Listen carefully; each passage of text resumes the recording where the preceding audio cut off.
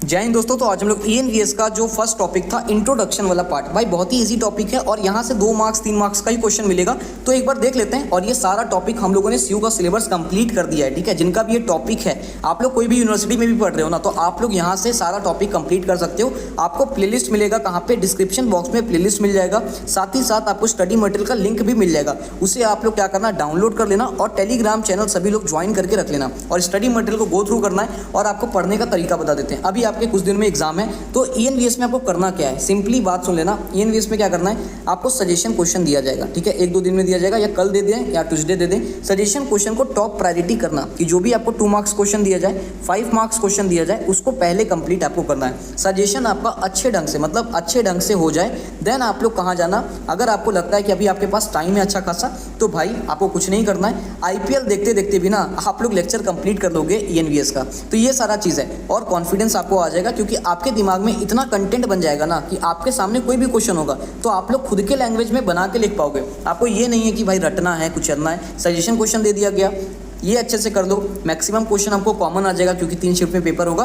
तो ये कॉन्फिडेंस हम लोग आपको दे रहे हैं, क्योंकि यार हम लोग मार्केट में देख रहे हैं बहुत लोग क्या कर रहे हैं ना, पूरा जितना भी ये चैप्टर्स है ना, सारा आपको हाईलाइट करके ये सजेशन क्वेश्चन बना के दे रहे हैं। लेकिन यार बहुत लोग बेवकूफ़ बन रहे हैं। सजेशन क्वेश्चन का मतलब होता है मोस्ट इंपॉर्टेंट क्वेश्चन, जो हम लोग आपको लिमिटेड क्वांटिटी में दे रहे हैं, ठीक है। सीवी में, कॉन्स्टिट्यूशनल वैल्यूज में भी हम लोग आपको 10 क्वेश्चन दिए हैं और बच्चे ये भी रेडी नहीं कर पा रहे हैं। तो भाई ये 10 क्वेश्चन अच्छे से करके जाओ, ठीक है। और कॉन्सेप्चुअल करो, ठीक है। आप लोगों को क्लासेस भी दिया गया, उसे भी कंप्लीट करो और अपने दोस्तों को भी शेयर करो, क्योंकि नेक्स्ट एडू क्लासेस का मोटिव है कि आप लोग का हर एक सेमेस्टर अच्छे वे से आपका क्लियर होता जाए। हमारा टारगेट ऐसा नहीं होता है कि यार एक सेमेस्टर आपको सब कुछ दे दे रहे हैं, नेक्स्ट सेमेस्टर गाइड नहीं करें। हमारे यहाँ गाइडेंस बहुत अच्छे से मिलता है, ठीक है। और हर एक बच्चे को इस प्लेटफॉर्म से, नेक्स्ट एडू से बहुत फायदा मिलेगा। तो ये नंबर, व्हाट्सअप नंबर भी सेव कर लेना। जो भी आपका रिजल्ट होगा एग्जाम के बाद, हमें यहाँ पे शेयर कर सकते हो। होप आपको समझ में आ गया होगा और ईएनवीएस का आपका डर खत्म हो गया होगा। कुछ भी डाउट होता है कमेंट करना। लेक्चर अच्छा लगा हो, प्लेलिस्ट अच्छा लगा हो, समझाने का तरीका अच्छा लगा हो, तो भाई कमेंट करके ज़रूर बताना। हमें भी मोटिवेशन मिलता है आपके कमेंट वगैरह से।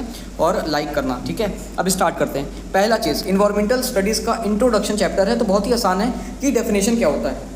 डेफिनेशन होता है आपका, environmental studies is the study of our natural surroundings like air, water, land, plants and animals, how humans interact with them, it help understand the relationship between the human activities and the natural world. अब देखो, environmental studies क्या है, ये एक ऐसा studies है जो आपके सराउंडिंग में है। एयर हो गया, वाटर हो गया, जो आप लोग देख रहे हो, वो कैसे ह्यूमन के साथ इंटरेक्ट हम लोग करते हैं, नेचर के साथ हम लोग इंटरेक्ट कैसे करते हैं, उसको स्टडी करना इन्वायरमेंटल स्टडीज़ में आता है। ये हम लोग को ये भी हेल्प करता है अंडरस्टैंड होने में कि ह्यूमन एक्टिविटी और नेचुरल वर्ल्ड कैसा रिलेशनशिप बना के रखें, हम लोग कैसे डिपेंड होते हैं इन्वायरमेंटल स्टडीज़ पे, मतलब कैसे हम लोग नेचर पे डिपेंड होते हैं। तो ये सारा स्टडीज़ को जो हम लोग स्टडी कर रहे हैं ना, कि ह्यूमन्स कैसे इंटरेक्ट होते हैं नेचुरल वर्ल्ड से, एनिमल के साथ, प्लांट के साथ, पॉल्यूशन जो होता है, ये सारा जो चीज़ें हैं, ये हम लोग स्टडी करते हैं एक प्रॉपर ढंग से और इसको ऑर्गेनाइज वे में स्टडी करके हम लोग समझते हैं। इसी को हम लोग बोलते हैं इन्वायरमेंटल स्टडीज़। इसका स्कोप भाई बहुत ही अच्छा खासा है, ब्रॉड है, ठीक है। अब यहाँ पे देखो, नेचुरल रिसोर्सेज पहला स्कोप में आ जाएगा, नेचुरल रिसोर्सेज, ठीक है। तो नेचुरल रिसोर्सेज माइंड में आ गया होगा कि भैया पहला नेचुरल रिसोर्सेज लिखना है, पॉइंट 1 करके। दूसरा पॉइंट करके लिखना है एनिमल, प्लांट्स। थर्ड पॉइंट लिखना है पॉल्यूशन। फोर्थ लिखना है ह्यूमन सोसाइटी। बस आपको ये 4 पॉइंट लिखना है स्कोप में। अब यहाँ पे देखो, नेचुरल रिसोर्सेज हम लोग क्या सीखते हैं, इन्वायरमेंटल स्टडीज़ पढ़ते हैं, तो उसका स्कोप क्या होगा कि हम लोग पढ़ते हैं कि हम लोग नेचर से लेते क्या हैं, नेचर से लेते क्या है, वाटर लेते हैं, फॉरेस्ट, सॉइल, ये सब सबका यूज़ करते हैं। और एक बात याद रखना, हम लोग यूज़ तो करते हैं, और ऐसा नहीं है कि हम लोग यूज़ करके उसको खत्म कर देते हैं। नहीं भाई, हम लोग यूज़ करते हैं, वाटर का यूज़ करते हैं, तो क्या खत्म कर देते हैं? नहीं भाई, हम लोग ऐसा यूज़ करते हैं कि हम लोग अभी भी यूज़ कर पाएँ, उसको जी पाएँ, और जो फ्यूचर जनरेशन आपका आने वाला है वो लोग के लिए भी कोई इफेक्ट ना करे, ठीक है। तो ऐसा चीज़ है, ऐसे हम लोग यूज़ करते हैं नेचुरल रिसोर्सेज का, कि किसी को भी हम लोग पूरा कंप्लीटली फिनिश नहीं करते हैं, हम लोग अच्छे ढंग से यूज़ करते हैं। इसीलिए इन्वायरमेंटल स्टडीज़ को पढ़ना ज़रूरी है, ताकि हम लोग नेचर को समझ पाएँ, और बहुत इंपॉर्टेंट भी है। Animals and plants, studying different ecosystem like forest and ocean and how animals, plant and humans depend on each other to survive। ये याद रखना, हम लोग स्टडी करते हैं हर एक एनिमल्स को, प्लांट्स को, कि कैसे वो ह्यूमन के साथ डिपेंड है। जैसे देखो, कोई भी प्लांट ह्यूमन से भी डिपेंड होता है, ह्यूमन क्या है, डिपेंड करते हैं एनिमल्स और प्लांट पे ही ना। तो यही है, तो इसी को स्टडी करते हैं कि कैसे क्या हम लोग इकोसिस्टम पे डिपेंड होते हैं, चाहे वो एनिमल हो चाहे वो प्लांट हो। तो ये दूसरा स्कोप में आपका आ जाएगा एनिमल एंड प्लांट्स। और भाई इसको अगर आप लोग देख रहे हो तो भाई कोशिश करना कि पॉज करके 1-2 बार रिकॉल करने का, ठीक है। बहुत ही आसान सब्जेक्ट है, आप लोग खुद से भी लिख लोगे एग्जाम में, एक बार अच्छे से सुन लो कि भाई स्कोप में आपका 2 आ गया, natural resources, animal and plants. Third आ गया पॉल्यूशन कंट्रोल। हम लोग क्या पढ़े, चैप्टर ही देखो, अपना जो आपका सिलेबस है ना, इसी को मिला के आपका स्कोप बना हुआ है। इकोलॉजी एंड इकोसिस्टम से आपका नेचुरल रिसोर्सेज आ गया है ना, फिर आपका पॉल्यूशन कंट्रोल आ गया, तो इसी से सारा बन गया आपका स्कोप। ठीक है, आपका पॉल्यूशन के बारे में हम लोग पढ़ते हैं, अंडरस्टैंड करते हैं कि एयर पॉल्यूशन होता कैसे, वाटर होता कैसे, नॉइज होता कैसे, देन हम लोग उसके सॉल्यूशन पे आते हैं। तो ENVS इन्वायरमेंटल स्टडीज इसीलिए इंपॉर्टेंट है स्कोप में।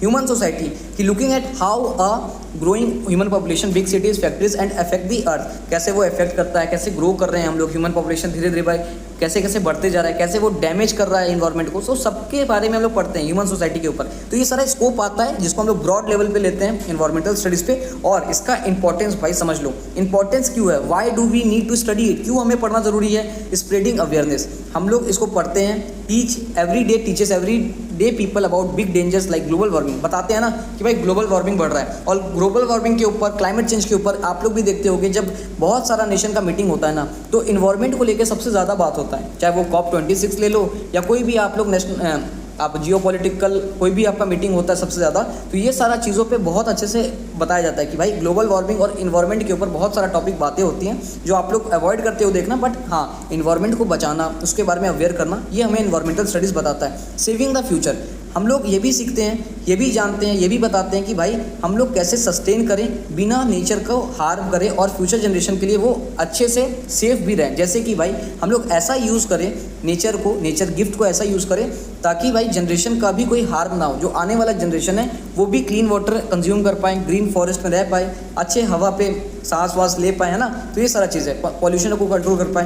Protecting human health, by studying how population works we learn how to keep our air drinking water clean which prevent deadly diseases। हम लोग अगर ENVS को पढ़ते हैं, इन्वायरमेंटल स्टडीज़ को पढ़ते हैं, जैसे आपको ये पूरा सिलेबस पढ़ लिए, तो भाई एक चीज़ हमेशा याद रखना, जो आप लोग पढ़ रहे हो ना तो उसको इम्प्लीमेंट भी करना। ये नहीं कि आज ENVS पढ़ रहे हैं तो जस्ट एग्जाम के पर्सपेक्टिव से आप लोग पढ़ रहे हो, अगर पढ़ाई कर रहे हो तो भाई उसको इम्प्लीमेंट करो, क्योंकि ये इन्वायरमेंटल स्टडीज़ हमें ये बताता है कि हमें अपना इन्वायरमेंट कैसे बचाना चाहिए। अगर आप लोग पढ़ रहे हो कि भाई वाटर को ख़राब नहीं करना है, अगर आप देख भी रहे हो ना किसी को कि वो डस्टबिन का यूज़ नहीं कर रहा है, तो आप लोग उसी समय अपना सिविक सेंस भाई 100 कर लो और उसे टोको कि यार यहाँ नहीं फेंकना है, उठा के फेंकना है। तो ये सारा चीज़ है, हमें सब्जेक्ट को प्रैक्टिकल लेवल में लेना है, थ्योरी बेस्ड में आपको नहीं रह जाना है। ठीक है, यही सारा चीज़ है जो आप लोग सिर्फ अभी सब्जेक्ट के लिए ले रहे हो, लेकिन आप लोग अपने नॉर्मल डेली लाइफ में भी ये सब चीज़ें को यूज़ करना और कोशिश करना कि आपसे जितना हो पाए, आपके लेवल पे जितना हो पाए, आप लोग अपने इन्वायरमेंट को क्या करो, सेव करो। तो ये चीज़ मैं आपको बोलना चाहूँगा कि आप लोग ये सब चीज़ पे ध्यान देना। अगर आप लोग डेली निकलते हो, बाहर जाते हो, आते हो, तो ये सब चीज़ आपको भी ध्यान देना होगा।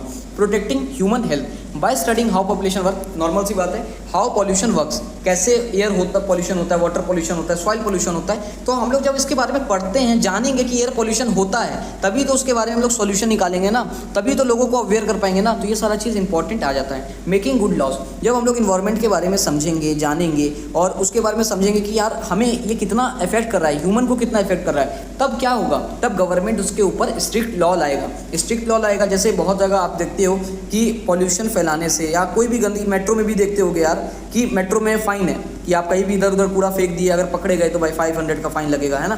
तो ये सारा चीज़ क्या है, ये सारा चीज़ आपका लॉ है, स्ट्रिक्ट रूल्स है जो गवर्नमेंट लागू करता है। लेकिन लोग क्या कर रहे हैं यार, कहीं भी निकलते हैं, कुछ भी खाते हैं, फेंक देते हैं यहाँ वहाँ।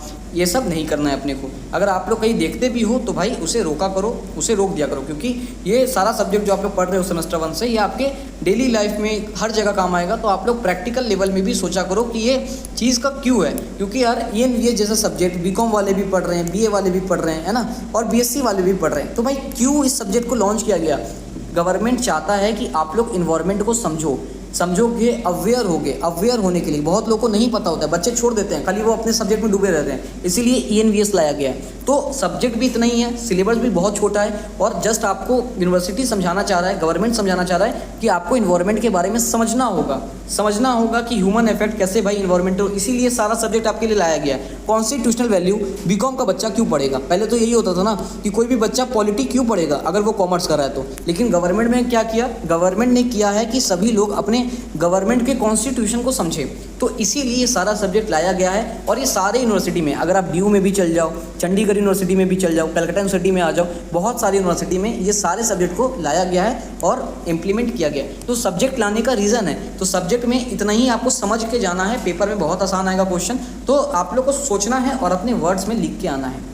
ठीक है, तो बहुत हो गया बात। अब यहाँ पे आ जाते हैं कि अब यहाँ पे हो गया आपका स्कोप, हो गया इंपॉर्टेंस, स्कोप वगैरह आपको बता ही दिए हैं, तो आप लोग रीड कर सकते हो पीडीएफ। और discuss the importance of environmental studies, ये भी हो गया कि बताए ना अभी कि आपका जो भी पॉइंट्स है, ये सारा पॉइंट्स आप लोग लिख सकते हो, स्प्रेडिंग अवेयरनेस, तो वही सारा पॉइंट है। यहाँ पे कोई दिक्कत नहीं होगा अगर आप लोग रीड करोगे तो। और यहाँ पे हमारा काम क्या है, पीडीएफ रीडर वाला नहीं है, स्पून फूडिंग वाला नहीं है। हम लोग एफर्ट दे रहे हैं, आपको टॉपिक समझाना हमारा काम है टीचर्स का, आपको खुद से एक बार पढ़ना तो आपका काम है ना, तो पढ़ लेना यार, ठीक है। What is sustainability in environmental studies? देखो सस्टेनेबिलिटी वही चीज़ है कि हम लोग जो रिसोर्स यूज़ कर रहे हैं ना, उसको ऐसा यूज़ करें कि हम लोग प्रेजेंट में तो यूज़ कर ही लें, लेकिन फ्यूचर जनरेशन को इम्पैक्ट ना पड़े, या ऐसा यूज़ ना करें जो फ्यूचर जनरेशन जो आने वाला है उन लोगों का बैलेंस बिगड़ जाए। तो बैलेंस बना के रखना है। जैसे कि भाई अगर आप कहीं भी पे पेड़ काट रहे हो फॉर इंडस्ट्रियलाइजेशन, ठीक है, पेड़ कट कर रहे हो, एग्जाम्पल में दिया गया है, अगर आप कहीं भी पेड़ कट कर रहे हो तो आपका ये भी जिम्मेदारी बनता है कि जहाँ पे आप पेड़ कट रहे हो तो दूसरे जगह जाके आपको वो पेड़ सिंपली लगाना भी है, ठीक है, एफॉरेस्टेशन भी करना है, क्योंकि यार बैलेंस ज़रूरी है नेचर में, सब कुछ हिसाब से चलता है, बैलेंस से चलता है। तो यही है आपका सस्टेनेबिलिटी, कि ऐसा यूज़ करना है कि फ्यूचर जनरेशन को इम्पैक्ट ना करे और आप लोग अपना प्रेजेंट जो अभी आप लोग कर रहे हो वो भी आराम से लीव कर पाओ, रह पाओ अच्छे से, बस यही, ठीक है। It focuses on maintaining the balance of the natural resources, preserving ecosystem, preserve करना है, avoiding action that could damage, avoid करना है, डैमेज नहीं होना चाहिए इन्वायरमेंट, बस यही चीज़। व्हाट इज सस्टेनेबिलिटी हो गया, principle of sustainable development, inter generational equity, ये आप लोग भाई अपने साइड से पढ़ लेना, उतना इंपॉर्टेंट है नहीं, लेकिन यार प्रिंसिपल पढ़ लेना, पॉइंट्स याद कर लेना कि इंटर जनरेशनल होता है कि use resource with future generation in mind, resource को यूज़ करो लेकिन फ्यूचर जनरेशन को भी माइंड में रखो। Inter generational equity, share resources Fairlie among people living today without big gaps in who benefits, conservation of biodiversity, protect all forms life and there habitats, तो conserve भी करना है, बचाना भी है, प्रिकॉशनरी प्रिंसिपल, एक्शन भी लेना है कि भाई जो भी आप गंदगी कर रहे हो, जो इन्वायरमेंट को पॉल्यूट कर रहा है उसके ऊपर एक्शन भी लेना है, प्रिकॉशनरी रूल्स भी लाना है, polluter pays principle, those who cause damage to the environment should pay for fixing it, अगर कोई डैमेज कर रहा है एनवायरनमेंट को तो उसके लिए उसको पे भी करना होगा, उसको फिक्स भी करना होगा, ठीक है। तो ये सारा चीज़ें हैं। Integration, make decision by thinking about environmental protection, economic growth and social need together, तो ये सारा है। अब देखो sustainable development goals SDG, name 4, देखो आपको बता देते हैं, ये गवर्नमेंट और ग्लोबल लेवल पे भी ये सारा मीटिंग्स होता है SDG लेवल, और इसका मेन मोटिव होता है SDG 1, no poverty, zero hunger, good health and wellbeing and affordable clean energy, ये सारा चीज़ आपको मिलना होगा, ठीक है। ये सारा चीज़ आपको क्लाइमेट में जो भी हमने इन्वायरमेंट से मिलता है, इसको गोल बना के गवर्नमेंट क्या करती है, इसके ऊपर मीटिंग करती है कि कौन से कंट्री में कितना क्या है, कहाँ पे एक्सट्रीम पॉवर्टी हटाया गया, तो ये सारा पॉइंट है। 4 आपका SDG गोल है जिसको हमको याद करना ही होगा। तो यहाँ पे देख लेते हैं डेफिनेशन के ऊपर, द सस्टेनेबल डेवलपमेंट गोल्स है, ठीक है, गोल्स सेट किया गया 17 global goal set by the United Nation in 2015 as a part of 2030 agenda for sustainable development. 2030 तक का ये रखा गया है, टारगेट रखा गया कि दे एम टू एड्रेस इशू, ये सारा जो भी है, पॉवर्टी हुआ, हंगर हुआ, हेल्थ हुआ, एजुकेशन हुआ, clean water, climate action and peace, ये जो पॉइंट है ना, ये आपका एक्सट्रीम वाला चीज़ हट जाए। क्योंकि यार एक चीज़ समझ लेना, जो पॉवर्टी है ना वो कम्प्लीटली कोई भी हटा नहीं सकता। इंडिया पे आप सोचोगे कि पॉवर्टी हटा दे एक बार में और हंगर हटा दे एक बार में, या कहीं भी, ये कम्प्लीटली नहीं हटता है, ठीक है। इसीलिए वर्ड यूज़ किया जाता है, आप लोग याद कर लेना SDG लेवल का, no poverty, zero hunger, good health and wellbeing and affordable clean energy. नाम से ही आपको पता चल रहा है कि पॉवर्टी हटाने का बात है, लेकिन आप लोग मुझे कमेंट करके बताना कि एक्सट्रीम पॉवर्टी हमारे कौन से, मतलब इंडिया में कौन से स्टेट में एक्सट्रीम पॉवर्टी खत्म कर दिया गया है, कमेंट करके बताना अगर आपको पता है तो, ठीक है, वरना वीडियो के लास्ट में मैं आप लोग को बता दूंगा, ठीक है। तो ये सारा चीज़ है कि एक्सट्रीम पॉवर्टी को हटाना है, कंप्लीट पॉवर्टी नहीं भाई, एक्सट्रीम, यहाँ पे एक्सट्रीम इकोनॉमिक्स का यूज़ किया है। Zero hunger, end hunger and encourage sustainable farming, hunger को कम करना है, ठीक है। Good health and wellbeing, make sure to everyone has chance to live healthy and live, pollution वगैरह ना हो, तो इसी सारा चीज़ को हमें गोल सेट करके दिया गया। तो ये 4 गोल है, आपको याद कर देना चारों goal, no poverty, zero hunger, good health and wellbeing. Write a short note on low carbon lifestyle. अब देखो यार, क्वेश्चन में ही आपका कार्बन दिया गया है, कार्बन मतलब हो गया CO2, CO2 कैसे निकलता है, बर्निंग ऑफ कोल हो गया, फॉसिल फ्यूल हो गया। तो लो कार्बन लाइफस्टाइल मतलब क्या, कि हम लोग कार्बन का कम यूज़ करें अपने लाइफस्टाइल में। तो यही चीज़ है कि हम लोग को कार्बन का कम यूज़ करना है, ठीक है। कार्बन का कम यूज़ कैसे होगा, the low carbon lifestyle aim to reduce the amount of carbon dioxide and the green house gases produce through daily activities, this help reduce the climate change and environmental pollution, ठीक है। यही चीज़ है कि यार हम लोग ज़्यादा से ज़्यादा जो डेली एक्टिविटीज़ करते हैं ना, वहाँ पे हम लोग कार्बन का यूज़ कम करें। कार्बन में मतलब ये नहीं कि सिर्फ कार्बन डाइऑक्साइड, कार्बन मोनोऑक्साइड होता है, ठीक है, क्लोरोफ्लोरोकार्बन होता है, मतलब सीयू कार्बन का जितना भी मतलब होता है ना कार्बन, मतलब ऐसा मत समझना कि कार्बन ना सिर्फ पॉल्यूट करता है। कार्बन मतलब हो गया तुम्हारा पीरियोडिक टेबल में अगर आप लोग कार्बन देखते हो ना, कार्बन मतलब ये नहीं सिर्फ कोल आपके माइंड में आता है, बहुत तरीके का कार्बन कंपाउंड आपको देखने को मिलेगा। हम लोग कार्बन हमारे बॉडी में भी होता है, ऐसा बात नहीं है, आपके खाने में भी कार्बन होता है, लेकिन जो कार्बन का यहाँ बात किया जा रहा है ना वो डेंजरस है, ठीक है, वो इन्वायरमेंट को पॉल्यूट करता है। तो ये चीज़ है, कार्बन के कंपाउंड को बोला जा रहा है जो हार्मफुल कार्बन कंपाउंड है, जैसे CO2 कार्बन, क्लोरोफ्लोरोकार्बन आ गया, है ना, ये सारा कार्बन को हम लोग को कम से कम यूज़ करना है, ठीक है। तो ये सारा चीज़ याद कर लेना लो कार्बन लाइफस्टाइल में, ये डेफिनेशन भाई आपको करना ही होगा। This help to reduce climate change and environmental pollution. Key step कैसे हम लोग इसको भाई कम कर सकते हैं, यूजिंग लेस एनर्जी, है ना, switching off lights using energy, जैसे भाई आपका AC चल रहा है, लाइट जल रहा है, तो उससे भी आपका गैसेस प्रोड्यूस होता है, ठीक है, तो उसका यूज़ कम करें, जहाँ पे इस्तेमाल करना चाहिए वहीं पे लाइट जलाएं, अगर आपका लाइट का काम नहीं है घर में तो उसको ऑफ कर दें। तो ये सारा चीज़ है। Choosing eco friendly transport, walking, cycling, public transit, तो ये सारा चीज़ है कि इको फ्रेंडली ट्रांसपोर्ट को ज़्यादा से ज़्यादा यूज़ करो। Eating more plant based foods and fever animal based food because animals like cows produce a lot green houses gases, ठीक है। तो ये हो गया आपका, समझ में आ गया होगा। Supporting local product and sustainable businesses, तो ये सारा चीज़ हो गया। तो आपको होप समझ में आ गया होगा, और ये इंपॉर्टेंट है सजेशन क्वेश्चन में, ये क्वेश्चन तो भाई डालेंगे ही डालेंगे, ठीक है, और आपको सजेशन क्वेश्चन भी मिल जाएगा। मिशन लाइफ, हमारे प्राइम मिनिस्टर ने ये कैंपिंग यूज़ किया गया था कि mission life stand for life style for environment. भाई सिंपल सा बात है कि हम लोग अपने लाइफ स्टाइल में एम करना है, इंकरेज करना है लोगों को कि इन्वायरमेंट को सेव करना है, ठीक है, मिशन ही है मिशन लाइफ कि इन्वायरमेंट को क्या करना है, सेव करना है। तो यही सारा एम को रखते हुए यहाँ पे तो थोड़ा सा ये दिया गया है, बहुत ही मतलब हौच-पौच दिया गया है क्वेश्चन, लेकिन इसका मैं क्वेश्चन का आंसर अपने सजेशन में डाल दूंगा, तो आप लोग वहाँ से रीड कर लेना, ठीक है। यहाँ पे बहुत ही हौच-पौच दिया गया है, लेकिन हाँ यहाँ पे याद कर लेना कि the main aim to encourage people in India and across world for eco friendly and sustainable practice from 2022 to 28। ये गोल मतलब गोल तो सेट होता है, लेकिन पूरा होता है कि नहीं होता ये नहीं पता, लेकिन गोल सेट होता है कि इतने ईयर तक, जैसे भाई बहुत लोग अगर न्यूज़ फॉलो करते होंगे तो हम लोग अब नक्सल फ्री हो गए हैं ना, तो गोल सेट होता है कि 2026 तक नक्सलिज्म को हटाना है। ये इंटरनल सिक्योरिटी का मामला है, ये सब न्यूज़ वगैरह का मैं बता रहा हूँ, लेकिन ऐसे बहुत सारा गोल होता है जो आप लोग को नहीं पता रहता है कि गोल सेट किया गया है कि 2049 या 50 तक हमें विश्व गुरु बनना है, तो ऐसा सारा गोल सेट होता है, लेकिन पूरा होता है कि नहीं होता ये तो नहीं पता, लेकिन हाँ गोल सेट होता है कि इसके अंदर में ही हमें ये सारा चीज़ कम करना है, लो कार्बन करना है, लाइफस्टाइल को अच्छा करना है, इको फ्रेंडली चीज़ों को इस्तेमाल करना है, इन्वायरमेंट को बचाना है, तो ये सारा गोल सेट होता ही होता है। तो इसका क्वेश्चन का आंसर मैं अपने सजेशन में डालूंगा। Right a short note on mission lifestyle for environment, short note लिखना है, तो वही सारा है कि इंकरेज करना है पीपल को, यही सारा है। आपको क्या करना है, अपने साइड से इसको एक बार रीड आउट कर देना है। मुझे नहीं लगता है कि आपको इसमें इशू होगा, क्योंकि यहाँ पे वही है। और कॉप क्या है भाई, कॉप आपका मीटिंग का नाम है, ये कोई भी ऐसा बहुत भयंकर नाम नहीं है, कॉप मीटिंग होता है, COP 26 जो हुआ था आपका उसी का नाम है, जहाँ पे ये सारा चीज़ बात हुआ था।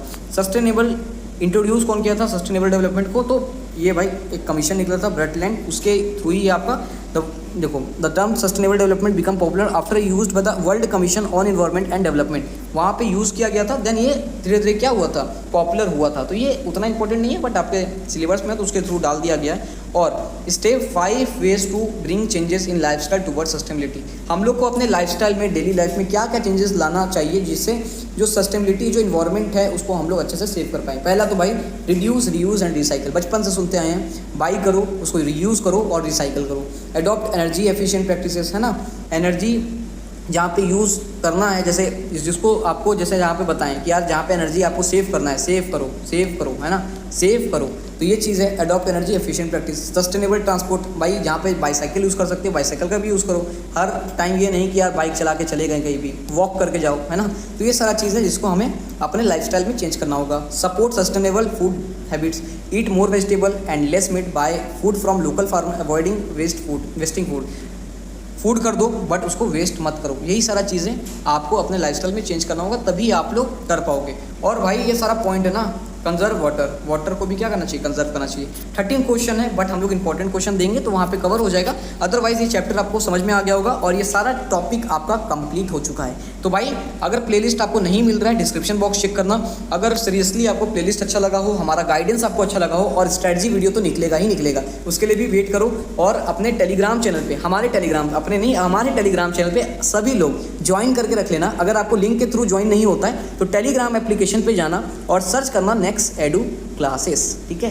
जय हिंद, मिलते हैं नेक्स्ट वीडियो में। आज आपका इन्वायरमेंटल स्टडीज़ खत्म हो चुका है।